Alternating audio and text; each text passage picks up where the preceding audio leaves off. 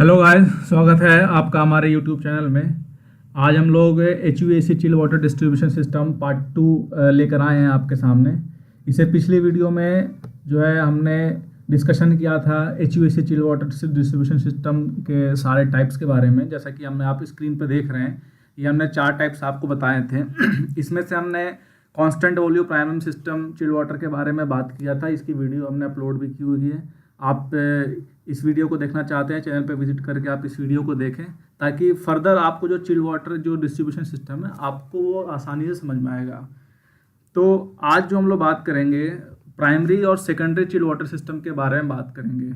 आपको जैसे का पता है, प्राइमरी और secondary chill water system HVAC में सबसे ज़्यादा यूज किया जाने वाला डिस्ट्रीब्यूशन सिस्टम है, और ये रिसेंटली काफ़ी यूज़ होता है कमर्शियल बिल्डिंग में भी और हॉस्पिटल्स में। सारी बिल्डिंग्स में ये प्राइमरी सेकेंडरी सिस्टम बहुत यूज़ होता है, क्योंकि ये जो है एनर्जी सेविंग इसमें काफ़ी हो जाती है। तो इस सब के बारे में आज हम बात करेंगे, एनर्जी सेविंग कैसे होती है। इंटरव्यूज़ में काफ़ी क्वेश्चन पूछे जाते हैं प्राइमरी सेकेंडरी सिस्टम के बारे में, और उसमें ये भी पूछा जाता है कि उसमें डिकपलर लाइन होती है, बाईपास लाइन होता है, उसका क्या काम है, एनर्जी कैसे सेव होती है, सारी चीज़ के बारे में काफ़ी क्वेश्चन आते हैं। तो आप इस वीडियो को काफ़ी अंत तक देखें। आप देखेंगे तो आपको सारा डाउट आपका क्लियर हो जाएगा प्राइमरी और सेकेंडरी सिस्टम के बारे में। तो दोस्तों वीडियो शुरू करते हैं। वीडियो शुरू करने से पहले आपसे रिक्वेस्ट करूंगा, चैनल पे आप नए हैं, चैनल को आप सब्सक्राइब कर लें, ताकि और इसके बेल आइकन को प्रेस कर दें। इस HVAC सिस्टम से रिलेटेड आने वाली सारी वीडियो का अपडेट आपको मिलता रहेगा। और वीडियो पसंद आए तो वीडियो को लाइक और शेयर ज़रूर करें। जैसे कि आपके स्क्रीन के सामने आपको दिख रहा है, ये primary secondary chill water schematic system आपको दिख रहा होगा। आप देख रहे हैं, जो ये मेरा माउस पॉइंटर आप देखेंगे, ये जो दिख रहा है ये प्राइमरी लूप है, और ये जो आपको दिख रहा है ये सेकेंडरी लूप है। अब मैं इसको एक एक एक्सप्लेन करूंगा। सबसे पहले HVAC चिल्ड वाटर सिस्टम में होता क्या है, एक चिलर होता है और लोड होता है। चिलर से पानी लोड तक जाता है। लोड मीन्स AHU, FCU, ये ऐसे होते हैं। TFA होता है, ट्रीटेड फ्रेश एयर। तो चिलर से पानी हमारा लोड तक जाता है। तो हमने कांस्टेंट प्राइमरी सिस्टम में हमने बात की कि वहाँ पे एक पंप होता है, एक ही पंप से पानी सीधे जाता है लोड में। और बट इसमें क्या होता है, आप जब प्राइमरी और सेकेंडरी लूप में देखेंगे तो इसमें 2 तरह के पंप होते हैं। पहला प्राइमरी पंप होता है। प्राइमरी पंप वो होता है जो लोड से या बिल्डिंग से पानी को सक करता है, या रिटर्न पानी जो आ रहा है, जैसे आप देखेंगे ये रिटर्न लाइन है, यहाँ से पानी लेगा, ये इसके सक्शन में जाएगा और चिलर को डिलीवर करता है। ये प्राइमरी पंप का काम होता है, बिल्डिंग से लोड से पानी को लेना और चिलर में भेजना। ये कांस्टेंट स्पीड पे चलता है प्राइमरी पंप। इसमें कोई वेरिएबल स्पीड ड्राइव नहीं होता है, VFD नहीं होती है। उसके बाद चिलर से पानी जाता है। चिलर से पानी जाने के बाद फिर वापस से एक पंप में जाता है दूसरे पंप में जाता है, जिसको बोलते हैं हम लोग सेकेंडरी पंप। सेकेंडरी पंप का काम क्या है, वो चिलर से पानी को लेगा और वापस से लोड में भेजता है। तो लोड में भेजने के बाद फिर लोड से होता हुआ पानी, HU से होता हुआ पानी वापस से प्राइमरी पंप में आ जाता है। अब एक चीज़ आप देखेंगे, इसमें जो प्राइमरी कांस्टेंट वॉल्यूम से आपको अलग सी चीज़ दिख रही होगी। यहाँ पे एक लाइन देख रहे हैं जिसको हम लोग बोलते हैं बाईपास लाइन। ये देख रहे हैं आप, ये लाइन आ रही है, ये आप देख रहे हैं कि जो सेकेंडरी पंप का सक्शन है और ये प्राइमरी पंप का जो सक्शन है, ये दोनों एक लाइन से कनेक्ट है। इसको हम लोग बोलते हैं डिकपलर लाइन या बाईपास लाइन। अब ये बाईपास लाइन क्या है और डिकपलर लाइन ये क्यों लगाते हैं, अभी आपको पूरा समझ में आ जाएगा। डिटेल्ड आप वीडियो को देखें तो आपको ये समझ में आ जाएगा कि इसका वर्किंग क्या है। अब देखेंगे जो सेकेंडरी पंप हमारा होता है, सेकेंडरी पंप ये वेरिएबल फ्रीक्वेंसी ड्राइव होता है, VFD जिसको बोलते हैं, वो इससे रन होता है। सेकेंडरी पंप को हम लोग वेरिएबल फ्रीक्वेंसी ड्राइव से रन कराते हैं। और आप एक चीज़ और देखेंगे, जो प्राइमरी और कांस्टेंट वॉल्यूम सिस्टम से इसमें जो अलग दिख रहा है आपको, यहाँ पे 2-वे वाल्व होता है। तो आप प्राइमरी सिस्टम और प्राइमरी सेकेंडरी सिस्टम को डिफ्रेंशिएट कर सकते हैं। AHU रूम में खड़े होकर आप देखेंगे, AHU रूम के आउटलेट पे अगर 2-वे वाल्व लगा है तो आप फट से बोलेंगे कि ये प्राइमरी सेकेंडरी सिस्टम है। अब मैं बताऊंगा कि इसमें जो 2-वे वाल्व क्यों लगाते हैं और ये बाईपास लाइन का क्या काम है। तो ये अभी आगे नेक्स्ट वीडियो में आपको क्लियर करूंगा। उसके बाद आप देखेंगे प्राइमरी जो सेकेंडरी पंप है, ये क्या होता है, ये वेरिएबल फ्रीक्वेंसी पे ड्राइव करता है। इसको पीछे से कमांड मिलता है कि भाई आपको पता है इंडिया में जो पावर सप्लाई आती है वो 230 वोल्ट 50 हर्ट्स पे आती है। तो ये 50 हर्ट्स मैक्सिमम, कोई भी इक्विपमेंट होता है 50 हर्ट्स मैक्सिमम चलता है। अब इस पंप को 40 हर्ट्स पे चलना है, मतलब इसका स्पीड कम करना है, तो इसको कमांड कौन देगा? तो इसको कमांड मिलता है डिफरेंशियल प्रेशर ट्रांसमीटर से या डिफरेंशियल प्रेशर सेंसर से। ये क्या होता है, जो आपका राइजर जा रहा होता है, जो सप्लाई का आप ये देख रहे हैं, जो सप्लाई का जो एचयू में कनेक्ट हो रहा है और जो रिटर्न निकल रहा है, इन दोनों के बीच पे ये कनेक्ट करते हैं और ये इसका प्रेशर डिफरेंस सेंस करके देखता है। प्रेशर डिफरेंस ज़्यादा हो रहा है तो फिर ये VFD को कमांड देता है और VFD फिर पंप को स्पीड कम कर देती है। ये DP सेंसर कैसे काम करता है इसकी मैंने बहुत पहले एक वीडियो बनाई है। आप उसमें एक्चुअल DP सेंसर देखेंगे वो कैसा होता है, उसमें कौन से 2 पोर्ट होते हैं, आप वो वीडियो देखकर आपको समझ में आ जाएगा। तो आपको एक नॉर्मली अभी आपको समझ में आ गया होगा ये स्कीमेटिक ड्राइंग की। एक चिलर होता है, चिलर में हमारा जो प्राइमरी पंप होता है वो लोड से पानी को सक करता है और पानी सक करने के बाद ये चिलर में जाता है और चिलर से पानी निकलने के बाद VFD में जाता है, सेकेंडरी पंप में जाता है और सेकेंडरी पंप से फिर AHU में जाता है और AHU से वापस इसको कूल करके यहाँ आ जाता है। अब मैं आपको बताऊंगा ये जो बाईपास इसलिए हम देते हैं, आपने प्राइमरी में देखा होगा कि यहाँ पे 3 वे वाल्व होता था, तो क्या होता था AHU से पानी बाईपास होता था। बट अब यहाँ पे क्या है कि जैसे हम सेकेंडरी पंप की फ्रीक्वेंसी को कम करेंगे, इसकी स्पीड कम करेंगे, तो यहाँ पे इसका पानी फ्लो कम हो जाएगा। जब यहाँ पे पानी फ्लो कम होगा, सपोज कर लो कि अगर यहाँ पे 200 GPM आ रहा है, अब यहाँ पे 100 GPM जा रहा है, तो बाकी का 100 GPM तो कहाँ जाएगा? वो तो यहाँ आगे जाएगा नहीं, वो तो पीछे ही रह जाएगा क्योंकि पंप तो कम स्पीड से चल रहा है। तो ये बाईपास लाइन क्या होता है, जो 100 GPM यहाँ पे कम हुआ था वो बाईपास होकर फिर से प्राइमरी पंप में चला जाएगा, वो लोड में जाएगा ही नहीं। जिसकी वजह से आप ये देखें जो चिलर को है ये कांस्टेंट जो है इवापोरेटर को जो कांस्टेंट वाटर फ्लो मिलता रहेगा, आपके इवापोरेटर को कांस्टेंट वाटर फ्लो मिलता रहेगा। इसलिए प्राइमरी पंप का इस जो प्राइमरी सेकेंडरी लूप में सबसे बेसिक काम ये है, ये चिलर को कांस्टेंट वॉल्यूम पानी वाटर फ्लो प्रोवाइड कराता है। जैसे अगर चिलर को 400 GPM जाना है तो ये थ्रू आउट द 24 घंटा ये 400 GPM ही देगा, ये कोई फ्रीक्वेंसी ड्राइव से चलता नहीं है। तो अब दोस्तों आगे बढ़ते हैं, इसकी हम लोग वर्किंग पे बात करेंगे। वर्किंग पे बात करने से पहले मैं आपको एक बार 2 वे का फंक्शन समझा दूँ, 2 वे मॉड्यूलेटिंग वाल्व कैसे काम करता है। उसके लिए मैंने एक स्कीमेटिक लिया है, आप देखें AHU का। AHU में क्या होता है, ये AHU की कूलिंग कोयल है, ये आप देख रहे हैं ग्रीन पाइप जो है आपका, ये सप्लाई पाइप आ रहा है, पानी चिल्ड वाटर सप्लाई आता है AHU में जाता है और रिटर्न होकर वापस से निकलता है। हम रिटर्न पे 2 वे वाल्व लगाते हैं। आप देखेंगे 3 वे वाल्व में क्या होता था, एक बाईपास लाइन होती थी, पानी हमारा इधर से आता था AHU में जाता था और अगर कुछ GPM बाईपास यहाँ से हो जाता था अगर यहाँ पे लोड कम हो जाती थी। बट अब क्या है, यहाँ पे पानी बाईपास नहीं होता है, यहाँ पे क्या होता है, ये एक्चुएटर लगा होता है, ये 2 वे वाल्व को क्या करता है, धीरे धीरे बंद करता है, मतलब थ्रोटल करता है। थ्रोटल का मतलब इसका जैसे अगर ये 50 mm डाया का पाइप है तो ये क्या करेगा, उसको 25 mm तक ओपन करके रखेगा। अब जैसे ही इसका एरिया ऑफ क्रॉस सेक्शन कम हो जाएगा, पानी कम ट्रेवल करेगा, यहाँ से AHU से पानी कम फ्लो होगा, तो जैसे अगर 100 GPM चाहिए होता होगा तो यहाँ पे क्या होगा, जैसे इसको हम बंद करेंगे तो ये 50 GPM निकलेगा और जो बाकी का 50 GPM यहाँ से बाईपास नहीं होगा, वो जो डिकपलर लाइन जो मैंने बताई थी आपको, जो मैंने ये डिकपलर लाइन बताई थी, ये यहाँ से बाईपास होकर प्राइमरी पंप को मिल जाएगा। और जिससे कि अब क्या होगा, जैसे ही लोड अचीव हो जाएगा हमारा पानी यहाँ से बाईपास होगा, हमारा सेकेंडरी पंप की जो फ्रीक्वेंसी कम हो जाएगी। जैसे ही सेकेंडरी पंप की फ्रीक्वेंसी कम होगी, पंप का RPM कम होगा और पंप की एनर्जी काफ़ी सेव होगी। ये जो है आपकी इलेक्ट्रिकल पावर काफ़ी इसकी सेव होगी। तो ये 24 घंटा अगर सेकेंडरी पंप चलता है तो आप समझ लें इसकी जो है रनिंग कॉस्ट, जो ऑपरेशनल कॉस्ट बहुत ही कम आएगी।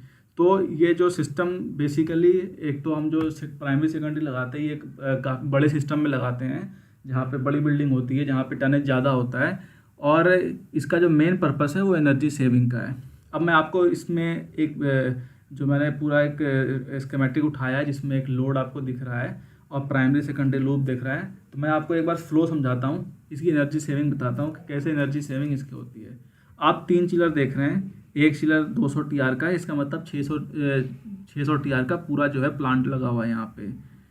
और उसके लिए 3 पंप है, एक एक पंप आप देख रहे हैं, और आपको सेकेंडरी पंप 4 दिख रहा होगा, 3 वर्किंग और एक स्टैंड बाई। स्टैंड बाई में इसलिए रखते हैं कभी एक पंप हमारा काम करना बंद कर दे तो हम दूसरा पंप चला सकते हैं, हमारे पास एक पंप एडिशनल होना चाहिए। बिल्डिंग में आप देख रहे हैं 6 एच लगे हुए हैं, सारे एच जो हैं ये 100 TR के हैं, तो हर एक एच को 200 GPM चाहिए। इसका मतलब पूरे बिल्डिंग में हमारा 1200 GPM पानी को आना है। प्राइमरी कांस्टेंट फ्लो में क्या होता था, हमारा पंप चलता था और 1200 GPM जो है यहाँ से होकर जाता था जब ये पार्ट लोड पे होता था। अब हम पार्ट लोड की बात करेंगे। पीक लोड पे, तो पीक लोड का मतलब क्या है, जब 100% लोड चाहिए, बिल्डिंग चल रहा होता है, 24 घंटे में एक बार ऐसा होता है, 1 घंटा ऐसा होता है कि आपको जैसे पूरा का पूरा अगर 1200 GPM में चाहिए तो 1200 का 1200 GPM यहाँ आएगा। अब क्या होगा, अभी सपोज कर लो हमारी बिल्डिंग एचयू में हमने चिलर चलाया, 1 घंटा हो गया, अब रूम में टेम्परेचर अचीव हो गया, तो अब क्या होगा, जो हमारा 2 वे वाल्व है, मॉड्यूलेटिंग वाल्व है, वो बंद होना शुरू होगा। वो 2 वे वाल्व जो कमांड जो होता है, जैसे कि मैंने आपको बताया था, ये जो 2 वे वाल्व है, ये जो काम कैसे करेगा, इसके एचयू के रिटर्न पे एक रिटर्न एयर टेम्परेचर सेंसर लगाते हैं, वो सेंस करेगा, रिटर्न एयर ठंडी होगी तो फिर धीरे धीरे इसको कमांड देगा और इसको थ्रोटल करेगा। तो सेम वैसे यहाँ पे भी होगा, सारे एचयू में यहाँ पे 2 वे वाल्व लगा होगा और ये सारे को थ्रोटल करना शुरू कर देगा। तो हमारा क्या होगा, लोड जो है समझ लो बिल्डिंग में अगर 50% अब लोड रहा, 50% लोड का मतलब 600 GPM पानी आना है। तो अब क्या होगा, 600 GPM जब यहाँ पे पानी आएगा तो ये जो मेरा 3 सेकेंडरी पंप चल रहा था, तीनों सेकेंडरी पंप को, ये आप राइजर देख रहे हैं, जो ऊपर जो बिल्डिंग के पानी जो पंप जा रहा, पाइप जा रहा होता है बिल्डिंग में, जो पाइप ऊपर उठ रहा होता है उसको हम राइजर बोलते हैं। तो हम क्या करते हैं, डीपी सेंसर सबसे टॉप में लगाते हैं, आप ये देख रहे हैं ये सबसे टॉप का है, यहाँ पे डीपी सेंसर लगेगा। जैसे ही ये वाल्व थ्रोटल हो जाएगा, यहाँ पे 2 वे वाल्व बंद होगा, यहाँ पे 2 वे वाल्व बंद होगा, यहाँ पे 2 वे वाल्व बंद होगा, यहाँ पे सारे एचयू में 2 वे वाल्व बंद होगा, और जो 200 GPM एचयू में चाहिए था अब क्या 100 GPM जाएगा। तो क्या होगा, यहाँ पे टॉप मोस्ट पॉइंट पे प्रेशर डेवलप होगा, सप्लाई में प्रेशर ज़्यादा हो जाएगा, रिटर्न में प्रेशर कम होगा। जैसे ही प्रेशर ड्रॉप बढ़ेगा, जो प्रेशर ट्रांसमीटर होगा वो इसको कमांड देगा सेकेंडरी पंप को, और सेकेंडरी पंप की VFD जो है उसका फ्रीक्वेंसी कम हो जाएगी और पंप की स्पीड कम हो जाएगी, जिससे आप समझ लें बहुत ज़्यादा पावर कंजप्शन आपका बचेगा। तो अब क्या होगा, जैसी पावर इसकी फ्रीक्वेंसी कम होगी, इसकी स्पीड कम होगी, ये क्या करेगा, जो है यहाँ पे जितना रिक्वायर्ड चाहिए था, जैसे 600 GPM चाहिए था तो 600 GPM पानी भेजेगा, और 600 GPM पानी ही एचयू से वापस आकर फिर से प्राइमरी पंप में चला जाएगा। और बाकी जो 1200 यहाँ से चिलर से, तो ये हमारा तीनों चिलर चल रहा है, अभी तीनों चिलर से 1200 GPM जो पानी आ रहा था, तो वो क्या होगा, अब 600 तो इधर चला गया, 600 GPM इस बाईपास लाइन से यहाँ आ जाएगा। तो अब आप देखेंगे, एक तो यहाँ से आपका पानी GPM कम आया, और जो ये बाईपास हो रहा था वो 45 डिग्री फ़ारेनहाइट पे पानी आ रहा है। तो अब क्या होगा, यहाँ पे जो ये रिटर्न एयर टेम्परेचर जो इसका गर्म था वो ज़्यादा गर्म होकर आ रहा था, यहाँ पे मिक्स होकर वो भी ठंडा हो जाएगा, और ये जब ये चिलर में जाएगा तो उसको जब रिटर्न एयर जो इनलेट चिलर को टेम्परेचर कम मिलेगा तो चिलर भी हमारा धीरे धीरे अनलोड होने लगेगा। जब चिलर अनलोड होगा तो चिलर की भी पावर कंजप्शन हमारी कम होगी। अब इस केस में क्या होगा कि जैसे ही बिल्डिंग में 50% लोड होगा, हमारा एक चिलर बंद हो जाएगा। जैसे ही एक चिलर बंद होगा, हम एक पंप को, उसके पंप को भी बंद कर देंगे, क्योंकि हमारा जो कांस्टेंट पानी जो है प्राइमरी पंप बिल्डिंग में जितना बिल्डिंग को चाहिए होता था बिल्डिंग में भेज रहा होगा। तो जैसे ही एक चिलर बंद होगा, अब एक चिलर की भी ऑपरेशन कॉस्ट बचेगी, इसका भी पावर कंजप्शन बचेगा, और उसके साथ साथ ये पंप भी बंद हो जाएगा तो इसका भी पावर कंजप्शन बचेगा। आपको याद होगा प्राइमरी सिस्टम में क्या होता था, चिलर तो बंद हो जाता था, बट हमें वो अमाउंट पानी का टोटल जो GPM भेजना होता था बिल्डिंग में, उसके लिए हमें तीनों पंप चलाना पड़ता था। बट इस केस में क्या है, आपका दोनों पंप और चिलर बंद हो जाएंगे, तो ये भी ऑपरेटिंग कॉस्ट आपकी बच जाएगी। अब यहाँ से क्या होगा, 800 GPM निकलेगा बिल्डिंग में, ये सेकेंडरी पंप अपने हिसाब से ट्रांसमीटर से सेंस करके 600 GPM बिल्डिंग में भेजेगा, और 200 GPM बाईपास हो जाएगा। तो इस तरह से इस सिस्टम की जो रनिंग कॉस्ट होती है वो बहुत ही कम होती है, इसलिए आजकल लोग बहुत प्रिफर्ड करते हैं प्राइमरी सेकेंडरी सिस्टम को लगाना। हालांकि इसके एडवांटेज एंड डिसएडवांटेज हम बताएंगे, इसके डिसएडवांटेजेस भी हैं। तो मैं पहले आपको उससे पहले इसी पीक लोड कंडीशन के बारे में बता दें, ये पीक लोड पे वर्किंग कैसे करता है। आप देखेंगे यहाँ पे ये AHU है, इसकी कूलिंग कॉइल है, यहाँ पे 2 वे वाल्व लगा है, 44 डिग्री फ़ारेनहाइट पे पानी आ रहा है। ये पीक लोड का मतलब 100% इसको GPM चाहिए, तो ये टेम्परेचर सेंसर सेंस करेगा अगर 26-27 डिग्री सेल्सियस अगर रिटर्न एयर का टेम्परेचर है, इसका मतलब बिल्डिंग में लोड है, उसको अभी कूलिंग करना है, तो 100% लोड है, पानी पूरा फ्लो होगा। 44 डिग्री फ़ारेनहाइट पे पानी कूलिंग कॉइल से आएगा और फिर कूलिंग कॉइल को ठंडा करके, एयर को ठंडा करके खुद 56 डिग्री फ़ारेनहाइट पर निकलेगा, क्योंकि यहाँ पे एक्चुएटर इसका 100% ओपन है और ये 56 डिग्री फ़ारेनहाइट जाएगा चिलर में। अब इसी तरह से जब हमारा ऑफ लोड होगा, ऑफ लोड का मतलब पार्ट लोड, जो बिल्डिंग के जब चल रही होती है तो 24 से आपको 20 से 22 घंटे में आपको ऑफ लोड पे ही बिल्डिंग चलती है। इस केस में क्या होगा, 44 डिग्री फ़ारेनहाइट जाएगा और जीपीए इससे पंप से कूलिंग कॉइल से घूम कर जब वो निकलेगा 56 डिग्री फ़ारेनहाइट पे, इस केस में क्या होगा, रिटर्न एयर टेम्परेचर हमारा सेंस करेगा कि 24 डिग्री सेल्सियस जो रिटर्न एयर टेम्परेचर है, इसका मतलब जो रूम में ठंड कूलिंग हो चुकी है। तो ये क्या करेगा, इसको 50% टू वे वाल्व को बंद कर देगा। तो अब क्या यहाँ पे 100 जीपीएम की जगह पे 50 जीपीएम जाएगा। तो 50 जीपीएम जैसे ही जीपीएम कम हो जाएगा, इसलिए इसका जो रिटर्न एयर का टेम्परेचर भी सेम ही रहेगा, वो ज़्यादा कम नहीं होगा। इसलिए इस केस में भी चिल वाटर जो रिटर्न है 56 डिग्री फ़ारेनहाइट ही वो आपको प्राइमरी पंप में जाएगा। जबकि प्राइमरी कांस्टेंट सिस्टम में क्या होता था, ये यहाँ पे मिक्स होकर ये 50 डिग्री फ़ारेनहाइट पे आता था, जिसलिए लो डेल्टा टी सिंड्रोम की जैसे प्रॉब्लम क्रिएट होती थी। तो इसलिए इसमें लो डेल्टा टी सिंड्रोम क्रिएट नहीं होता है। इसमें आपका जो सिस्टम है वो स्मूथली चलता रहता है। आपको कभी भी नहीं लगेगा कि चिलर आपका, बहुत ही रेयरली केस में, बहुत ज़्यादा जब कूलिंग हो जाएगी, टेम्परेचर अचीव हो जाएगा, एम्बिएंट लो हो जाएगा, तब आपका चिलर जो है सर्च करना लगेगा लो टेम्परेचर पे। अब इसके एडवांटेज और डिसएडवांटेजेस मैं बता दूं। एडवांटेज जो मैंने सबसे पहला बताया, इसका लो ऑपरेटिंग कॉस्ट है। ऑपरेटिंग कॉस्ट को लोग आजकल देखते हैं, क्योंकि इनिशियल इन्वेस्टमेंट कोई नहीं देखता है, क्योंकि इसका डिसएडवांटेज है high capital investment. High capital investment का मतलब मैं आपको बता दूं कि आप देखें यहाँ पे कि 3 प्राइमरी पंप भी लगाना पड़ रहा है, 4 सेकेंडरी पंप भी लगाना पड़ रहा है। इस 4 सेकेंडरी पंप की आपको 4 वीएफडी लगानी पड़ेगी। 4 वीएफडी के लिए 4 पैनल होगा, अलग से डीपीटी सेंसर लगाना पड़ेगा। इस चारों पंप को कंट्रोल करने के लिए एक इसका कंट्रोलिंग पैनल लगेगा। तो इनिशियल कॉस्ट इसकी बहुत ज़्यादा है, बट जो ऑपरेटिंग कॉस्ट है, क्योंकि बिल्डिंग तो हमारी सालों भर चलनी है, तो जो ऑपरेटिंग कॉस्ट होती है वो इनिशियल कॉस्ट को ओवरकम कर जाती है। इसलिए लोग बहुत ज़्यादा प्रीफर करते हैं प्राइमरी सेकेंडरी सिस्टम। दूसरा, इसमें क्या होता है, लो डेल्टा टी सिंड्रोम वाली प्रॉब्लम नहीं होती है, क्योंकि कांस्टेंट फ्लो जो है इवापोरेटर के क्रॉस होता रहता है। क्योंकि प्राइमरी पंप से उसको पानी हमेशा मिलता रहता है। बिल्डिंग में पानी बेशक कम जीपीएम जाता है, वो क्या होता है कि जो उसका बाईपास लाइन है, वो बाईपास लाइन से प्राइमरी पंप को पूरा पानी मिलता है और वो इवापोरेटर को जितना जीपीएम चाहिए होता है उतना जीपीएम वो डिलीवर करता है। Disadvantages, high capital investment, requires more plant space. जैसा कि आप देख रहे हैं कि इतना ज़्यादा यहाँ पे जब सिस्टम आपका ये देख रहे हैं कि प्राइमरी सेकेंडरी पंप भी लगाना पड़ेगा आपको, पैनल भी लगाने पड़ेंगे, तो प्लांट रूम में काफ़ी ज़्यादा स्पेस चाहिए होगा आपको लगाने के लिए। तो ये भी एक बहुत बड़ा इसका डिसएडवांटेजेस है। Very complicated to commission the system. जी, ये बहुत ही आप देखेंगे इस सिस्टम को कमीशन करने के लिए बहुत ही आपको एड़ी चोटी का पसीना बहाना पड़ता है। बहुत ही कॉम्प्लिकेटेड सिस्टम है, क्योंकि आपको जो है प्राइमरी पंप की इंटरलॉकिंग करनी पड़ती है, सेकेंडरी पंप्स की आपकी जो है इंटरलॉकिंग करनी पड़ती है, उसको कमीशन करना पड़ता है, उसकी वीएफडी को कमीशन करना पड़ता है, फिर पीएमएस स्पेस को जो करना पड़ता है वो काफ़ी जो है जो लॉजिक बनाना पड़ता है वो काफ़ी कॉम्प्लिकेटेड होता है। हालांकि इस सिस्टम की कमीशनिंग के बारे में भी हम वीडियो बनाएंगे, क्योंकि इसकी भी कमीशनिंग मैंने काफ़ी कराई है secondary pump primary secondary system की। तो आपको बहुत सारी वीडियो इस चैनल पे मिलेंगी। तो ये था प्राइमरी और सेकेंडरी पंप के बारे में, primary secondary pump chill water system के बारे में।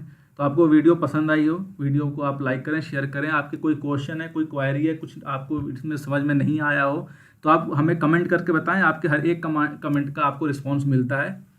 तो थैंक यू दोस्तों।